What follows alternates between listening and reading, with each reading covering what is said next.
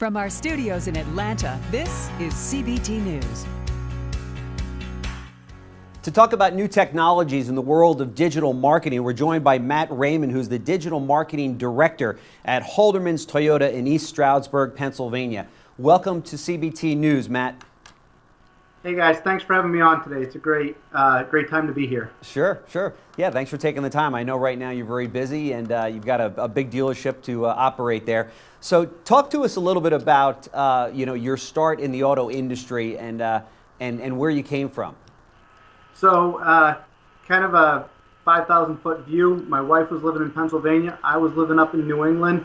And I got into the auto industry. I left the law enforcement career after the market kind of tanked and I was trying to move into the private sector. I figured, hey, I'll sell cars until I find something in the industry that I had gone to college for. And 7 years later, I'm still here. Running the digital marketing department, right? Correct. Yep. That's awesome. So tell us a little bit about the history of the dealership that you're working at. Dealership I'm working at, it's been here 50 years, family owned and operated, still family owned and operated. And for us, it's been a real interactive and hands-on dealership, whether it's dealing with customers, dealing with employees, whatever it might be. So the owner comes in here every day and always checks in and see what we're doing. Yeah, that's great. So tell me, you had a unique background before you got into the auto industry. What were you doing prior to the car business? I did 7 years of law enforcement, and so my background was I worked in a very small town, so we handled everything from start to finish. So it was a lot of investigations 1 minute, speeding tickets the next, sure, kissing babies and shaking hands with the elderly, all in one day. So I didn't realize how much it prepped me for the auto industry, but it really helped me. Oh, I bet. Talk to us a little bit about the role that played in your success in the auto industry. What techniques have you brought over? One of the biggest techniques was body language, learning to read body language, kind of looking at what people are saying without actually saying it. That was one of the main things. One of the other things was just the attention to detail. When it came to, in law enforcement reports and stuff like that, you have to make sure you got your T's crossed and your I's dotted. So that was really big for me. Then the analytical side saying, a friend of mine was talking to me about it just recently. He said, you've got 5 people in the room and who did the crime? It's kind of like you've got 5 customers on the internet. Who was the one that came in and bought the car? Or what lead source did they come from? So it's created a very analytical thought process in my life. Sure, I can imagine. Now that you've had some experience in both the auto industry and law enforcement, what do you think? You think you'll ever go back to law enforcement? Can't afford a pay cut. That's a good point. So when did you first hear about, today's segment is sponsored by LotLinx, and I know that you've been a big fan of LotLinx. When did you first hear about LotLinx? I heard from LotLinx a couple years back at a conference that I was at, one of the digital conferences, and I've had my same rep from LotLinx the whole time, and I've really gotten to diving into the program and giving them our top 20 cars that had to go this month. I just pulled a report this morning and matched up 5 of those cars that we've already sold for the month. So for us, it's been a very hands-on program. I talk to my rep daily, just saying, hey, listen, what's going on? Where are we at? How do we tweak things? Everybody at LotLinx is great with answering the phone with that stuff. Did you say that LotLinx is the only third-party provider that you're using? They're not the only third party. They're one of 2 third parties that we're using now. Okay. Many dealerships will use a multitude of third-party lead providers, as you know, but the fact that you're a high-volume Toyota store with just 2, that's something. Yeah, we do a lot with pay-per-click and Facebook now, as well as our location is kind of, we're more of a destination store. So a lot of repeat and referral customers and very targeted email campaigns. Okay. That's what really helps keep us moving forward. Okay. What kind of VIN-specific campaigns have you run with LotLinx? I like to use them right now. We've had a lot of success with using it with the older age vehicles that we want to essentially the best way to sell a car is to get more eyeballs on it. And so their campaign works out really well for us when we take the older age cars and get more eyeballs in front of it. Sure. And explain how you select your vehicles and how that process works. I meet with the used car manager. I ask him, what are the top 20 cars that you have to get rid of this month? And he just gives me a list of his top 20. I'll sit there. I'll do a little bit of research into them to find out what's going on. Is there something wrong with the pictures? Is there something wrong with the descriptions? Things like that. And if they're just not selling and everything looks good, those are the cars we want to push out there in front of people and have people see. And it comes down to, if we don't get anything from LotLinx on them, like I said, we sent 20 cars. We don't get anything from LotLinx. The descriptions and the pictures look good, and we're just not getting anything. Maybe it's just time to say goodbye and send that car to the auction. Okay. And then, do you use the VIN View Optimizer? I think you mentioned that to track the success of your ROI with LotLinx. We do. The one thing I like about the VIN View Optimizer is I don't want to push out there the cars that are already getting eyeballs on it. I want to take the cars that aren't getting any eyeballs and push them out there, and that's what the VIN View Optimizer within seconds can provide me for information. Yeah, so do you look at your sold data and attribution reports within the VIN View Optimizer? I do. I like dashboards that dealers create, or vendors create, I'm sorry. So the dashboard with the VIN View Optimizer, I literally like it the most for, okay, these cars aren't getting seen. I need them to get eyeballs. Let's make sure they're getting eyeballs. With sold data and stuff like that, there's so many different touch points the customer could hit. Currently working with a friend of mine right now to try to develop something where we're actually seeing a customer come from LotLinx, hit the website, and now if they put in a website form submission, most dealers are looking at it as, oh, you have good website traffic, and you sold that car based upon your website. In reality, it was LotLinx or another vendor. But that's what we're working on right now. So with using everybody else's dashboards, I like to use the VIN View Optimizer as, okay, these aren't getting eyeballs. I need them to get eyeballs. That's my main focus on that. Yeah, that's the number one objective, isn't it? Exactly. And then that's got to convert to a form fill or someone visiting the dealership, correct? Correct. We've seen it with, different third-party lead providers in the past where they'll turn around and say, oh, well, once we look at Google Analytics and we can't measure it anymore, it's, oh, well, they don't do that. They come into the store now. They just view it and then come into the store. So that's why I get, and I mean this politely, but leery of dashboards from vendors. I want to develop a campaign, put it out there from what I'm seeing in store, and then watch the results. Yeah, for sure. So you mentioned that you were first in sales at Halterman's. That's and kind of worked up through that. What advice would you give to newbies coming on the showroom floor now that are in sales?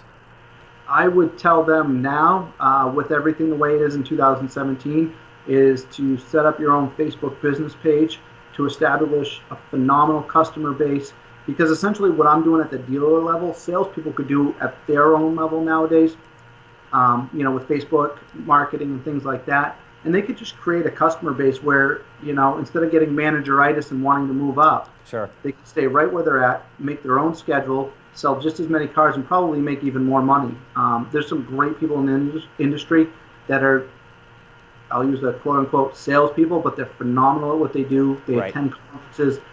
They just are excelling in the industry, but they don't have all the stresses of all these reports and everything else that they have to put together. That's exactly right. And how nice would it be to just come in, make your six-figure income in sales, and not have to worry too much about the general manager or the dealer coming down on you for the lack of sales that month or for not hitting a number or something like that, right?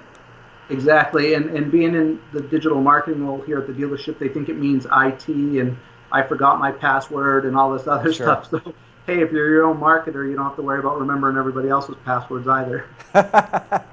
That's a good point. Let me ask you this before we close today. What's your recommendation to other dealers that are listening right now? Would you recommend LotLinx as a vendor?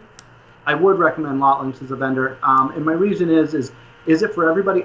I don't know because I don't work in every store. But what I would do sure. is I would make sure that you have Google Analytics set up properly. Right. Put LotLinx on, give them 3 months, and pick the vehicles that you want to see get sold, and then track them on an Excel spreadsheet or however you want to track them. But the dealer would keep track of their own records. They would look at the cars that they're sending, and then they would look at their sold data and see what matches up. That's my recommendation. Give them a try. If it can't hurt, could help, why not give it a try? Yeah, for sure, for sure. So talk to me a little bit about being a manager at Halterman's. What are some of the things that keep you up at night? Facebook. Facebook keeps you up?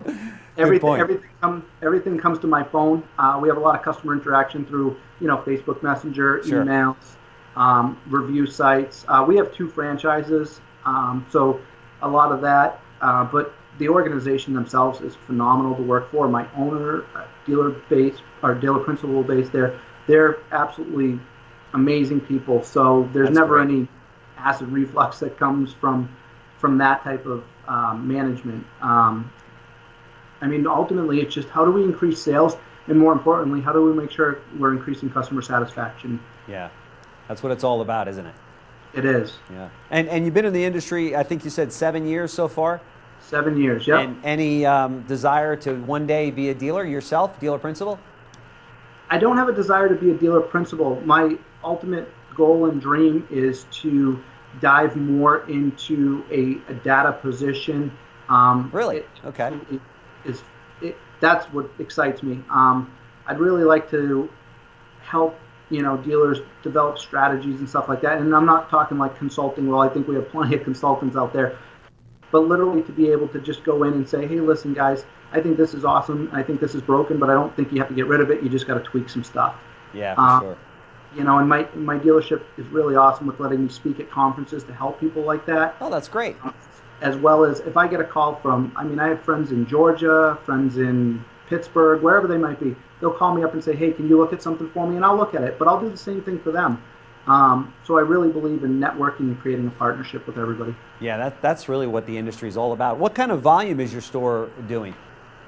Currently, we're about 200 units a month. Okay. New and used in Mitsubishi. Last year, we were sitting around 275 in the summer months. Okay, nice. It's good volume.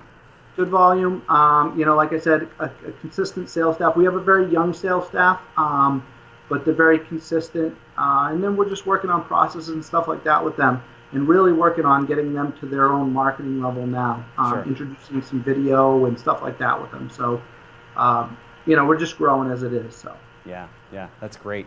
That's great. So, do you see the industry going where many dealers and consultants in the industry say it's headed, which is to do the entire sales process online with a consumer, and no longer will they be, waiting in the box for 45 minutes or maybe 3 hours, on a Saturday afternoon, but they'll do everything just online and then come to the dealership to pick their car up. Do you see it headed that way? So I'm glad you asked that. So my wife and I are buying a new car this week, and she has not seen it. It's identical to the one we owned before the one we have now, other than it has a couple more creature comforts. That's it. Mm-hmm. She's younger than me, so she fits in the millennial category. Okay. And her whole thing is, well, I've got to see it. I said, you know what it is? I'll just bring it home. I'll bring home the car, the paperwork, and no, I got to see it first. So, do I think we can speed up the F&I process? I do. Yeah. Do I think we can speed up the time at the dealership? I do. Yeah. But I don't think we can get rid of the touching and the feeling and the smelling of the new car. At the end of the day, I bought shoes online the other day for the first time in my life. And I still don't know if I love the shoes. I only need shoes. But back in the day, going and buying a pair of shoes, you try it on until you find that golden shoe that fits your foot. That's right. And again, those are $20, $30, $40, $50 items. Sometimes I think we just need to be able to touch it and feel the value in it. Sure. So that's why I don't think, will some people do that? Yes. But I don't think the whole world will go to the point where, hey, just ship me a car today so I can jump in it and take off. Sure. I think we still want to kind of fall in love with what we're spending our money on. Yeah. We spoke to one very large, president of a very large dealer group in the Northeast, and he said that the way he sees the industry going is that you've got to be able to provide all of the options for the customers, the consumers out there. Where if some want to buy online, you've got an option on that. Some want to come in and take an hour, you've got that capability. Some want to come in and make it a 3-day process and come back and forth to the dealership over the weekend. then make that available to the consumers as well. Do you kind of agree with that? I would agree with that. I mean, I've done a couple of deals. We had a gentleman from IBM reach out to us. He wanted to buy a car, and he says, listen, this is how it's going to go, blah, blah, blah, blah, blah, blah. Put all the numbers together. He showed up. He saw the car. He goes, you did exactly what I asked. This is awesome. Can I sign the paperwork? I said, that's not a problem. I said, would you like to take it for a quick ride to make sure that it's exactly what you want to buy? Right. He said, yep, that's fine. And we drove it down the street and back. He came back, glowing reviews, great CSI. And while we were driving, the finance department knew that he was here, and they had all the paperwork ready. But there's other people. I mean, the community we live in, direct mail is one of the most popular things we have. Yeah. And there's people that want to spend 3 hours here sometimes we call it, amusement park riding. They want to drive everything under the sun. Right. No matter how much you try to find out the perfect vehicle for them with a customer needs analysis. That's so right. I think there's a broad spectrum of what people want. We just have to be available for everybody's needs. I would agree. Well, Matt Raymond, it sounds like you're a very busy man there at Halterman's Toyota as the digital marketing director. Thanks so much for taking the time out of your morning today to spend with us here at CBT News. We very much appreciate it.